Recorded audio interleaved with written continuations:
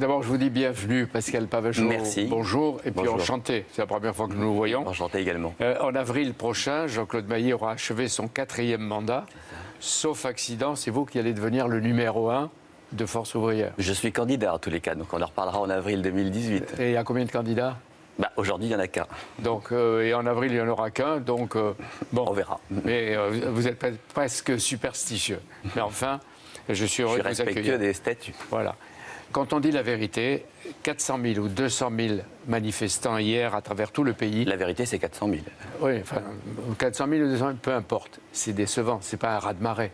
Ah non, je ne peux pas dire ça. C'est pas un raz-de-marée à travers le pays. Non, d'abord 9 organisations syndicales qui appellent, toutes les organisations syndicales qui appellent. C'est bien représentatif de ce que pensent aujourd'hui les 5,4 millions de fonctionnaires et d'agents publics. Ils disent, il y en a marre, il y en a assez. Ça fait des années qu'on nous tape dessus, ça fait des années qu'on se retrouve avec de la modération salariale, 16% de perte de pouvoir d'achat depuis 2000. On n'a plus les moyens d'exercer correctement nos missions au service de l'ensemble des usagers. Donc à un moment donné, ça suffit, ça s'arrête. Mais à travers le pays. Oui, mais c'est pas... Pourquoi ces défilés qui se succèdent ne marchent-ils pas mieux? D'abord, c'est le premier. Deuxièmement, on verra bien si effectivement il est suivi des faits. Ça dépend en grande partie de la réponse qui va être donnée par le gouvernement aux attentes légitimes des fonctionnaires et des agents publics. Je pense qu'il y a un point qui est un vrai point qui est une perte de sens, des conditions de travail qui sont atrocement dégradées, c'est-à-dire ils n'en peuvent plus, et puis qu'on arrête les discours lénifiants et qu'on les reconnaisse pour ce qu'ils sont, c'est-à-dire nos héros de tous les jours et notre fierté républicaine. Oui, mais ils sont, oui, c'est des héros, c'est vrai qu'on a besoin d'une fonction publique. Oui, on en a tous besoin tous les jours. Et on a le sentiment qu'ils sont atteints d'une sorte de lassitude, stigmatisés, mais ils sont stigmatisés, de doute, ils sont stigmatisés, ils sont attaqués. Oui, c'est ça, et ils réagissent et ils vont poursuivre cette réaction s'il n'y a pas de réponse réellement, cette fois positive, de la part du gouvernement. Tous les leaders et les syndicats étaient dans les rues, mais pas ensemble. C'est-à-dire que l'unité syndicale, elle a été éphémère.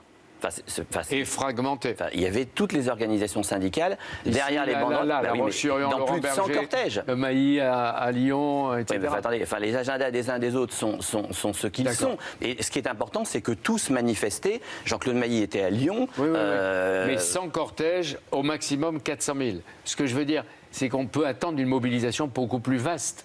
Mais alors qu'est-ce que ça veut dire? La mobilisation, elle est symptomatique de toute façon de quelque chose qui ne va pas, et le ras-le-bol, il est profond et il est quasi intégral. Ras-le-bol, pas le raz-de-marée. Et hier, ici, à votre place, Gérard Darmanin, qui est le ministre chargé des comptes publics, expliquait par quel mécanisme durable, il disait pérenne, la hausse de la CSG serait compensée et neutralisée pour tous les fonctionnaires. Et en 2018, il disait ils bénéficieront d'une hausse du pouvoir d'achat. Écoutez-le. Bien sûr. Il n'y aura aucun perdant et chaque agent public verra au mois de janvier le même, voire plus, d'argent à la fin du mois. Vous dites 4% d'augmentation en 2017 et en 2018. Ce sera en moyenne 2%. Alors soit on va supprimer aussi des cotisations, les fonctionnaires ne payent pas les mêmes cotisations que les salariés, soit effectivement pour ceux qui ne payent pas ces cotisations qu'on ne peut donc pas supprimer, une prime qui va permettre effectivement de compenser intégralement cette augmentation.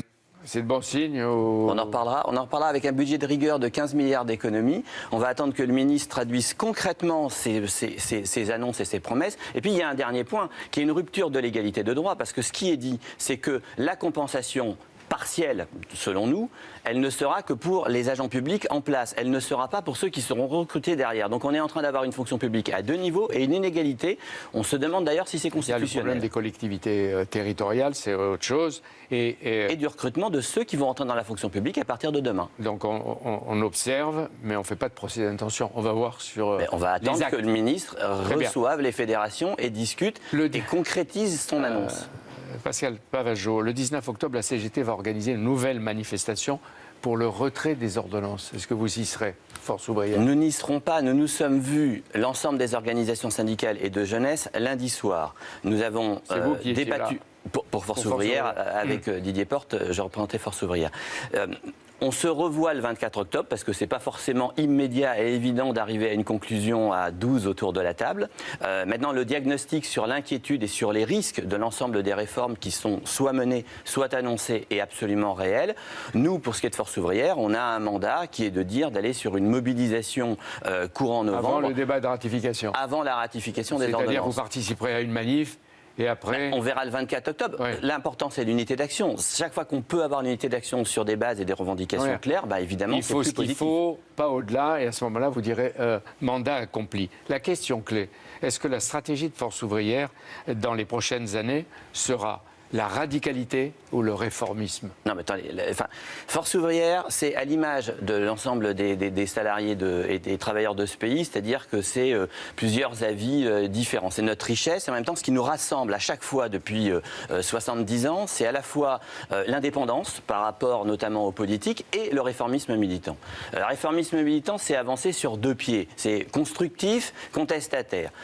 Constructif, constructif, c'est aller à la négociation. Chaque fois qu'on le peut, on va à la négociation ou à la concertation avec les pouvoirs publics. On y défend nos revendications, on fait avancer les choses, on s'oppose aux mesures qui ne sont pas positives selon nous pour les salariés. Si on résume, et ensuite, je termine parce que c'est fondamental. Et derrière cela, effectivement, on regarde le résultat de la négociation ou de la concertation. Et concertation ne signifie pas acceptation. Quand le texte est bon, on le dit. Quand le texte est mauvais ou des mesures sont mauvaises, on le dit aussi. Et alors, on devient pas de blocage y compris par la mobilisation. Réformiste, c'est-à-dire que Force ouvrière, est-ce qu'elle sera plus proche de la CGT ou plus proche de la CFDT? Force ouvrière ne va pas changer d'ADN. Son ADN, Force ouvrière, elle est proche de Force ouvrière. C'est Force ouvrière, elle défend ses positions en toute indépendance, y compris par rapport aux autres organisations syndicales, et c'est le réformisme un autre militant. Sujet, un sujet d'actualité brûlant qui angoisse les Français à juste titre et qui concerne leur sécurité. Force ouvrière est le syndicat le plus présent dans l'administration pénitentiaire. Les services et la DGSI viennent de découvrir que 2 détenus islamistes radicalisés qui devaient être libérés dans les prochains jours préparaient un attentat ou des attentats et qui le faisaient de leur cellule et de leur portable. Est-ce que vous n'êtes pas scandalisé, vous? Ce qui est scandaleux aujourd'hui dans les prisons, c'est d'abord, premièrement, les conditions... Est-ce que vous êtes choqué par le fait lui-même, déjà. Nos camarades sont choqués par le fait lui-même parce qu'il est la conséquence de l'absence concrète et de moyens et de vétusté. 3 détenus dans 10 mètres carrés. Ça, c'est quand même une donnée totalement inacceptable. Je ne reviens pas sur l'état des prisons. Ensuite, vous avez, dans certaines prisons, un gardien pour plus de 100 détenus. 100 détenus. Et 70% dans certaines prisons, des gardiens sont seulement des stagiaires. Ce ne sont pas des titulaires. Dans ces conditions-là, comment voulez-vous que le droit soit appliqué, que le droit soit respecté, que le contrôle puisse être mené? Donc, ce n'est pas étonnant qu'on y retrouve du communautarisme, de la radicalisation. Ils sont inquiets, mais depuis des années. Ils tirent la sonnette d'alarme. Parce qu'il n'y a pas des années qu'il y a 2500 à 3000 islamismes détenus dans les prisons. Moi, je connais pas. Par téléphone. Alors, la question des téléphones, par exemple, c'est bien une absence de contrôle et de capacité de faire appliquer le droit dans les prisons, et ce, depuis des années. Ça ne date pas d'hier.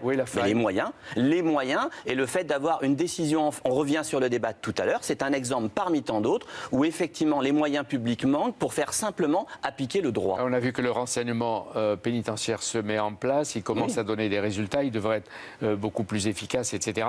À l'évidence, il n'appartient pas au personnel des prisons, ce dont vous parlez, de déradicaliser les détenus islamistes, etc. Mais les Français réclament, et est-ce que vous pouvez le comprendre, une surveillance et une répression sans complaisance pour les prisons. Pour ce type de détenus. Pour une mission de service public, quelle qu'elle soit, celle-ci comme une autre, il faut des moyens pour pouvoir appliquer le droit et répondre aux besoins et à l'application des politiques publiques. C'est une question de sécurité à laquelle tous les Français sont sensibles. C'est pour ça que je vous interroge, parce que vous êtes là, les plus présents dans les prisons. Qu'est-ce que vous demandez à la ministre de la Justice, Nicole Belloubet, qui va augmenter son budget de 4%?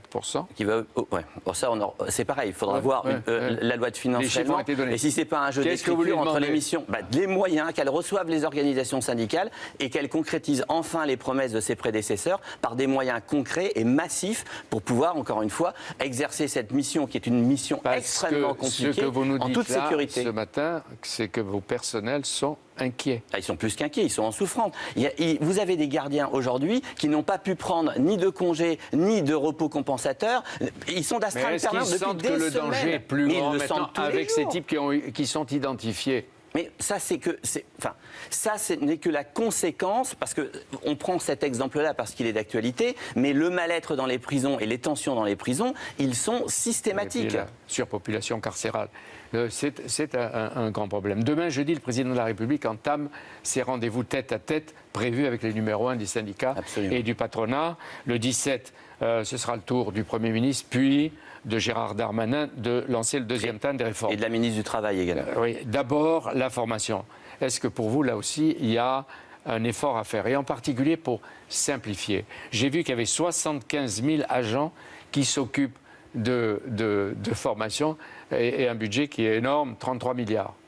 Oui, enfin, bon, d'abord sur la question du budget, vous avez l'État, vous avez les régions, vous avez chaque entreprise, et vous avez effectivement les interlocuteurs sociaux, mais c'est simplement de l'ordre de 6 à 7 milliards sur les 32. Il y en a trop qui s'en mettent. La question sur ce qu'on souhaite sur la formation, est-ce que on va indiquer et au Premier ministre et au Président de la République, d'abord Jean-Claude Maillet reçu demain matin, c'est de dire que nous souhaitons une négociation. On ne souhaite pas avoir un texte imposé, négociation des interlocuteurs sociaux, on ne souhaite pas avoir un texte qui tombe là comme ça du camion immédiat de la part de l'État. Mme Pénicaud a fait tout l'été avec Force ouvrière et les autres syndicats, de la concertation.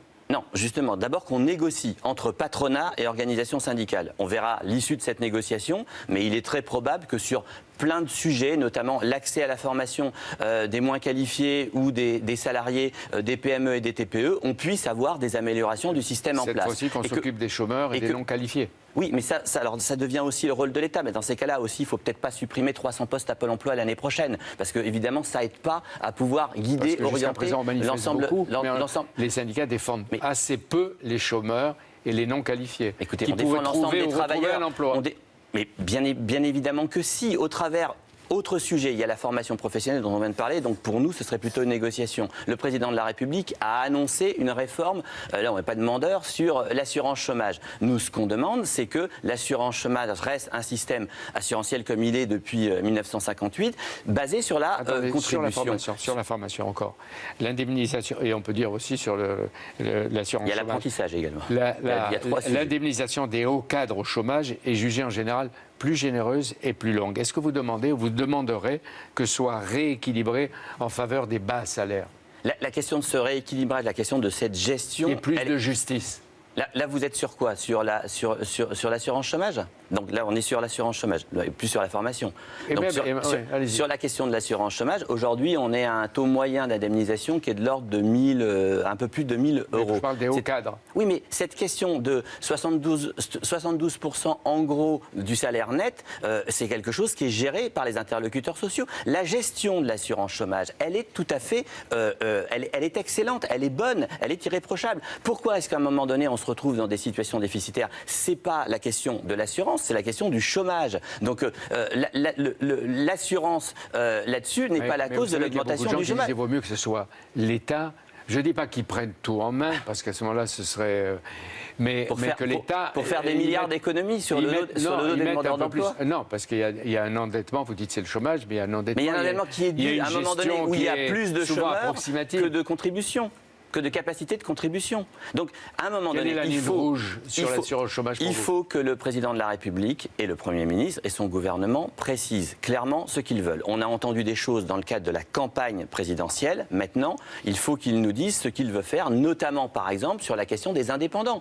On nous explique qu'il faudrait que les indépendants puissent aller sur l'assurance chômage. Les commerçants et les salariés dans quelles conditions, démissionnaires. sous quel mode de contribution? Comment vont-ils contribuer de façon obligatoire, de façon volontaire?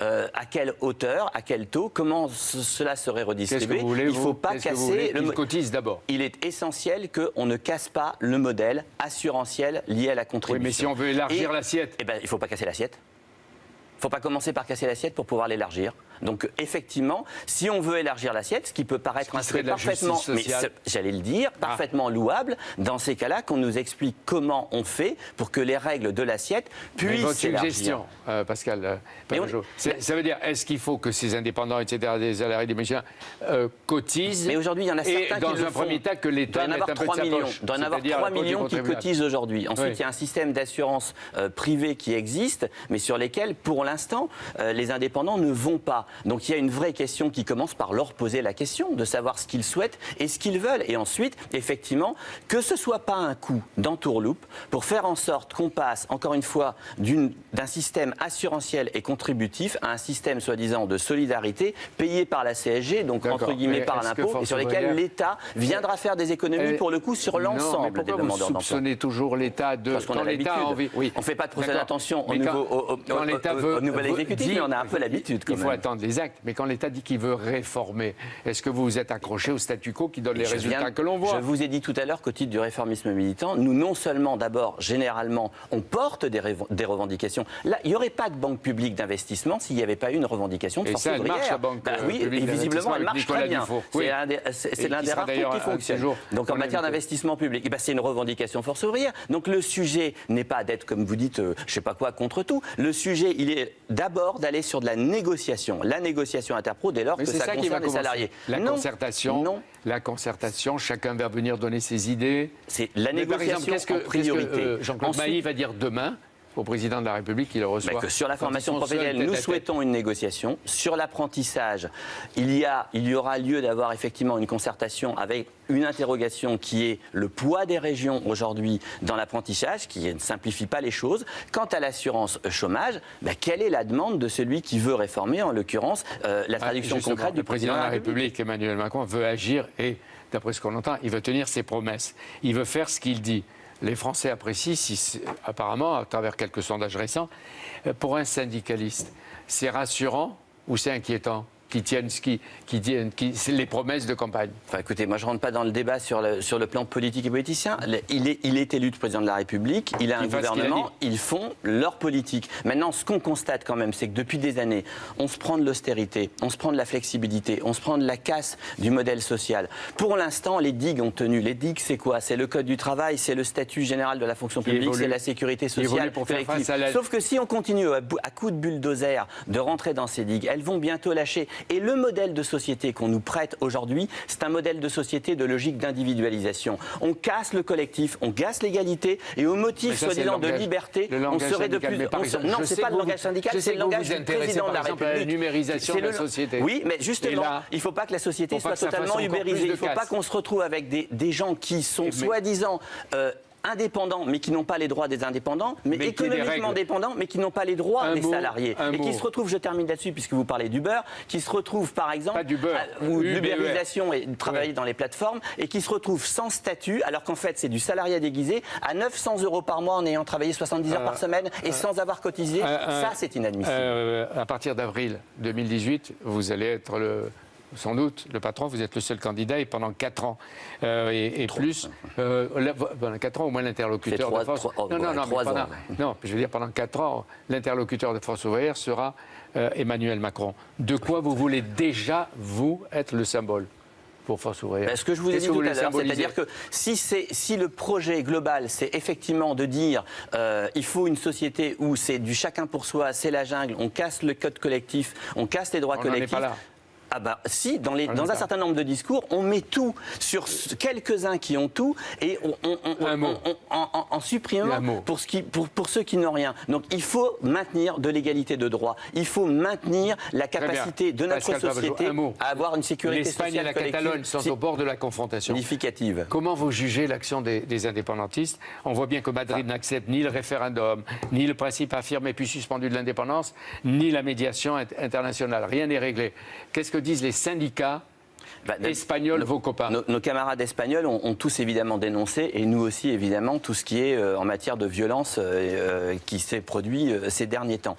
Sur la question de l'indépendance, il faut faire attention à ce qu'on n'ait pas une balkanisation de l'Europe. La question de l'Europe des régions dont on nous parle ici ou là depuis longtemps, on n'en veut pas, elle est extrêmement dangereuse. Et c'est pour ça qu'en France, on s'était opposé à la logique de réforme territoriale qui aboutirait à 13 régions autonomes et omnipotentes, plus de départements et à peine simplement 7000 communes. Regardez-vous qui êtes intéressé par l'Europe pour regarder ce qui se passe à Madrid et à Barcelone. Bien sûr, avec nos camarades espagnols. Merci Pascal Navajo d'être venu pour ce premier entretien. Demain, justement, je recevrai en direct de Madrid le ministre des Affaires étrangères du gouvernement Rajoy qui nous reçoit pour CNews. Merci d'être venu. Merci à vous.